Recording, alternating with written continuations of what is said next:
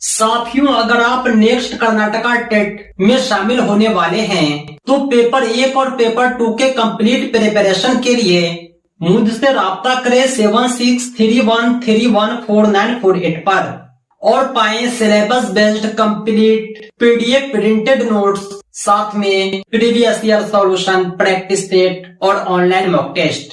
Karnataka TET के हमारे किसी भी कोर्स में शामिल होने के लिए आप हमारे एंड्रॉइड एप्लीकेशन टीचर रहमत को प्ले स्टोर से डाउनलोड करें। कोर्स का डायरेक्ट लिंक आपको इस वीडियो के डिस्क्रिप्शन में भी मिल जाएगा। एक छोटा सा प्रोसेस फॉलो करें, ऐड टू कार्ट पर क्लिक करें और इनरोल हो जाएं इस कोर्स में। आज का हमारा उन्वान है मैसूर के वड़ियर। अस्सलाम वालेकुम। आज हम मैसूर के वड़ियरों के बारे में मालूमात हासिल करेंगे। मैसूर शहर चामुंडी पहाड़ी से मुत्सिल है। पहाड़ी पर चामुंडेश्वरी देवी का मंदिर है जो वड़ियर की खानदानी देवी है और वड़ियरों ने विजयनगर की रिवायत को जारी रखते हुए माशरा और सकाफ़त को तरक्की देने में हिस्सा ले लिया और अपनी खिदमत अंजाम दिए। वड़ियर ख़ानदान का दारुल हुकूमत मैसूर था। 1399 ईस्वी में यदुराया ने वड़ियर ख़ानदान की बुनियाद रखी। यदुराया वड़ियर इस ख़ानदानी का बानी था। इनका शाही निशान गंडा बैरुंडा है। गंडा बैरुंडा का मतलब है 2 सर वाली चिड़िया है। नवरात्रि त्यौहार इस ख़ानदान में मनाया जाता था और दसरा बड़ी शान और शौकत के साथ मनाया जाता था। मैसूर महल 1912 ईस्वी में बनाया गया। इससे पहले लकड़ी का महल आग से जल गया था। नए महल की तामीर के लिए हिंदुस्तान और बैरूनी ममालिक से कारीगर बुलाए गए थे। शाही दरबार को राजा रवि वर्मा की मसवीरी से सजाया गया है। वड़ियर राजा विजयनगर सल्तनत के बाज़गुज़ार राजा था। यदुराया वड़ियर इस खानदान का बानी था। दूसरा वाली चिड़िया इनका शाही निशान था। चिक्कदेवराजा वड़ियर 1673 था 1704। वड़ियर ख़ानदान में मशहूर बादशाह था। अवाम की फलाह बहबूदी के लिए कई काम अंजाम दी। 18 शाखों वाली 18 कचहरी का आगाज़ किया। कावेरी नदी पर बांध की तामीर की जिससे ज़राअत के लिए पानी की सहूलियत फराहम हुई। चिक्कदेवराजा वड़ियर ने काबिल ज़िक्र हुक्मरान था। एक बहादुर हुक्मरान था। इसने सल्तनत को वसीह किया। अवाम की कामयाबी के लिए बहुत सारे सहूलियात फराहम किया। चिक्कदेवराजा वड़ियर ने 3 लाख वराहों की रकम अदा करके मुग़लों से रहन पर बेंगलुरु हासिल किया। इन्होंने इंतज़ामिया बदउनवानी को ख़त्म करने के लिए कई इक़दाम किए। इसको नवकोटि नारायण कहा जाता है और नवकोटि नारायण का लक़ब पाया। चिक्कदेवराजा वड़ियर के दौर में मैसूर दौलतमंद रियासत थी। इन्होंने डाक का इंतज़ाम कायम किया। इसके दौर हुकूमत में मैसूर खुशहाल रियासत थी। इसके मौत के बाद कमज़ोर राजाओं ने हुकूमत की। सिपह सालार दलवाई राजा के नाम से हुकूमत करते थे। चिक्कदेवराजा वड़ियर क्या है, बहुत बहादुर थे और एक काबिल ज़िक्र हुक्मरान थे, मगर इसके बाद जो भी राजा आए वो सभी राजाओं कमज़ोर थे। इसीलिए इस ख़ानदान को हुकूमत करने के लिए सिपह सालारों को मंजूर करना पड़ा। उसमें पहले आने वाले हैं हैदर अली और उसके बाद उनके बेटे टीपू सुल्तान आते हैं। सिपह सालार को दलवाई कहते हैं। बहादुर और दिलेर थे। जंगों को फतह करते हुए धीरे धीरे अपनी फ़ौज और दौलत को मजबूत करते गए। हुकूमत की बाग दौड़ संभालने के बाद तौसीह में लग गए। जल्द ही बेंगलुरु में मराठों को शिकस्त देकर राजा के भरोसे को हासिल कर लिया। हैदर अली मैसूर रियासत को मुश्किल दौर से निकाला पाया। तख्त में फ़ौजी बगावत के वक्त हैदर अली ने नंज राजा को वजीफ़ा देकर हुकूमत की भागदौड़ संभाली। केळदी राजाओं को शिकस्त देकर वहाँ के ख़जानों से बेशुमार दौलत इकट्ठा की। चित्रदुर्ग के किला पर कब्ज़ा किया। बेंगलुरु में लाल बाग की बुनियाद रखी। हैदर अली का जनूबी हिंदुस्तान में अपनी हुकूमत की तोसीह करना अंग्रेज़ों से बर्दाश्त न हो सका। अंग्रेज़ों के दरमियान जंगें शुरू होने लगी। हैदर अली और इनके बेटा टीपू सुल्तान की अंग्रेज़ों के दरमियान होने वाली 4 जंगों को एंग्लो मैसूर जंगें या मैसूर की जंगें कहा जाता है। अब हम इसके बारे में एक एक करके मालूमात हासिल करेंगे। अंग्रेज़ों से मुकाबला जो पहला एंग्लो मैसूर जंग 1767 से 1769 तक। हैदर अली ने बहुत ही बहादुरी से लड़ाई की। अंग्रेज़ों को भारी नुकसान हुआ। मुआहिदा मद्रास के तहत 1769 में जंग का खात्मा हुआ। पहली एंग्लो मैसूर की जंग जो हैदर अली और अंग्रेज़ों के दरमियान हुई थी, अंग्रेज़ों को इसमें भारी नुकसान हुआ। फतह याफ्ता हैदर अली का विकार बढ़ा। पहली एंग्लो मैसूर जंग में हैदर अली के हमले से अंग्रेज़ों को भारी नुकसान हुआ। मजबूरन अंग्रेज़ मद्रास मुआहिदे के लिए आगे आए। इस मुआहिदे का अहम मकसद ये था कि अगर हैदर अली और अंग्रेज़ पर कोई भी दुश्मन हमला करने पर दोनों रियासतों का आपस में एक दूसरे की मदद करना था। इस मुआहिदे से हैदर अली का विकार और बड़ा। चंद सालों बाद मराठों ने मैसूर पर हमला किया। मद्रास मुआहिदे के तहत इस वक्त अंग्रेज़ों को हैदर अली की मदद करना था, मगर वो खामोश रहे। इस हरकत से हैदर अली आग भगोला होकर अंग्रेज़ों पर हमला कर दिया। इसी वजह से फिर से क्या है, दूसरी एंग्लो मैसूर की जंग शुरू हुई। पहली एंग्लो मैसूर की जंग पर जो मुआहिदा हुआ था, मद्रास मुआहिदा, वो मुआहिदे के तहत अगर अंग्रेज़ों के ऊपर कोई भी हमला किए तो हैदर अली उसकी मदद करना था, और हैदर अली के ऊपर जो भी जंग किए तो अंग्रेज़ उनकी मदद करना था, मगर उस शर्त पर नहीं चले जो अंग्रेज़ों ने उस मुआहिदे के तहत नहीं चल सके।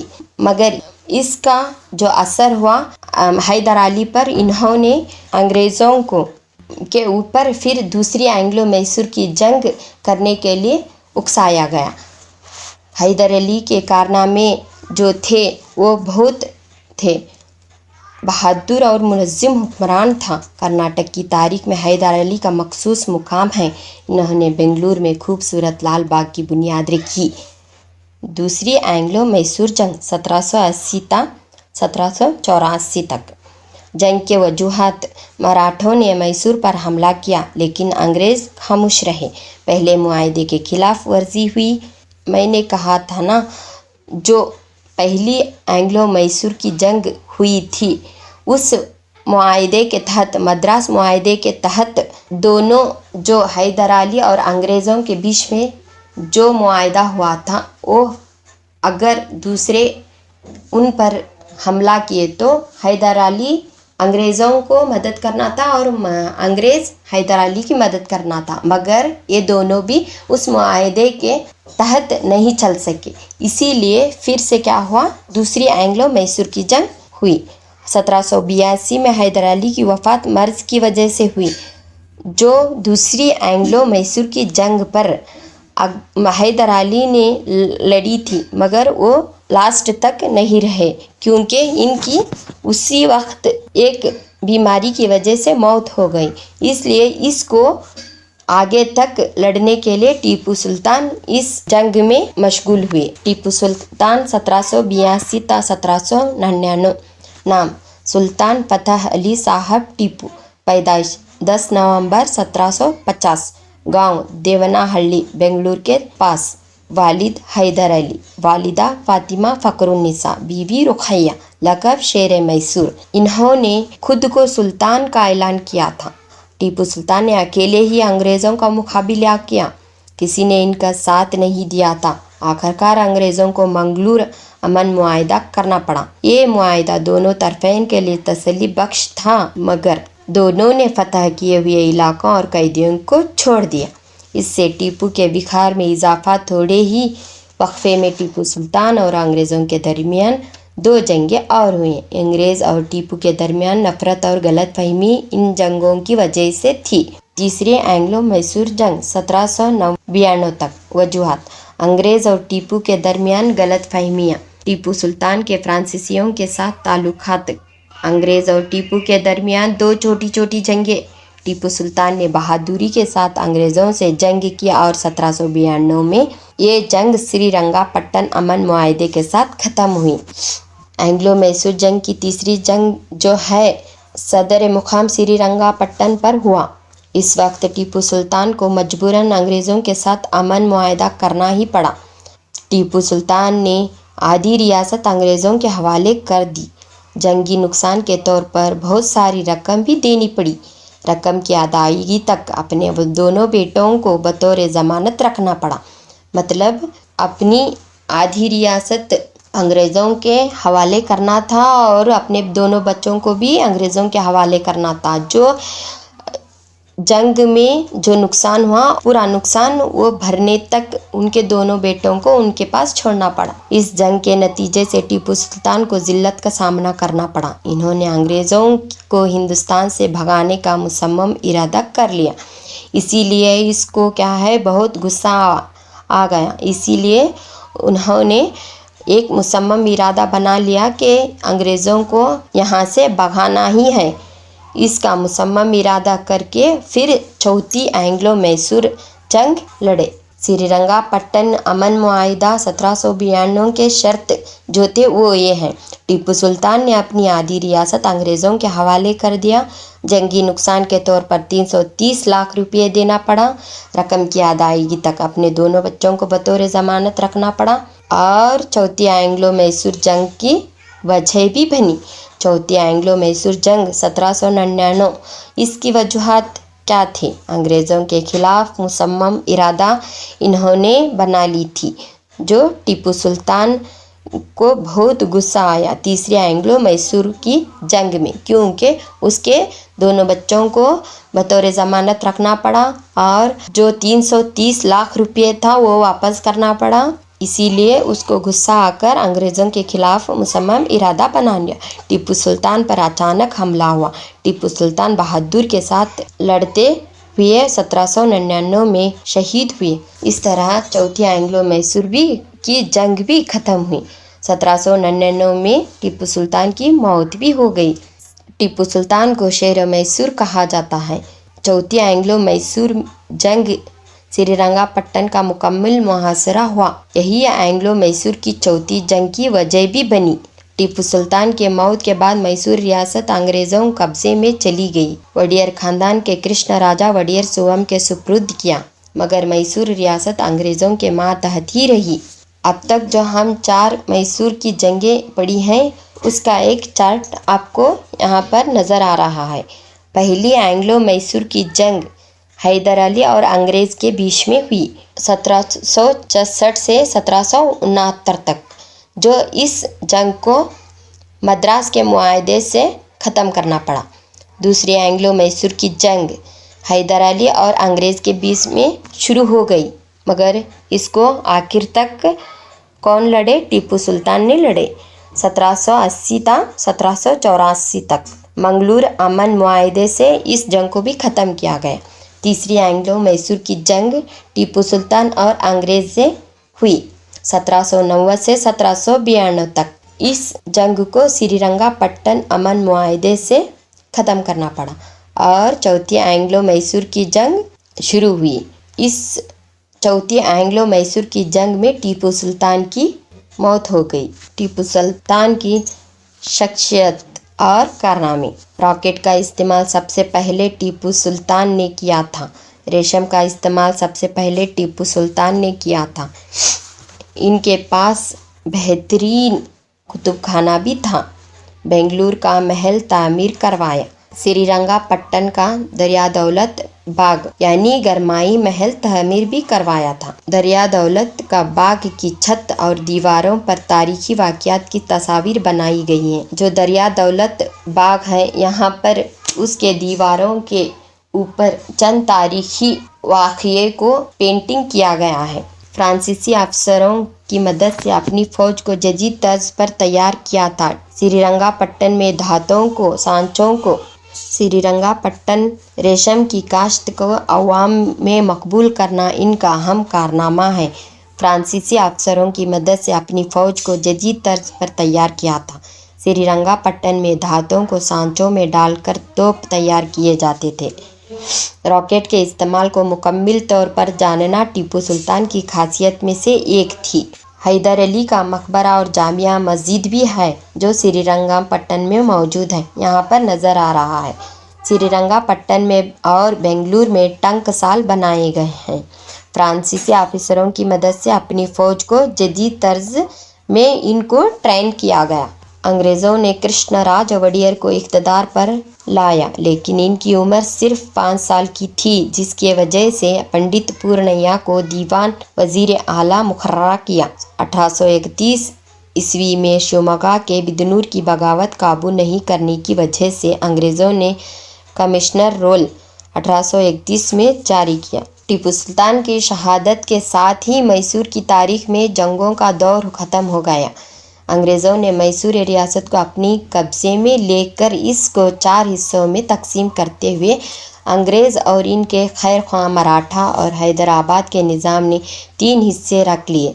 बकिया एक हिस्सा मैसूर के वड़ियर ख़ानदान के सुपुर्द किया और कृष्णराज वड़ियर सुवम को इक़्तिदार पर लाया।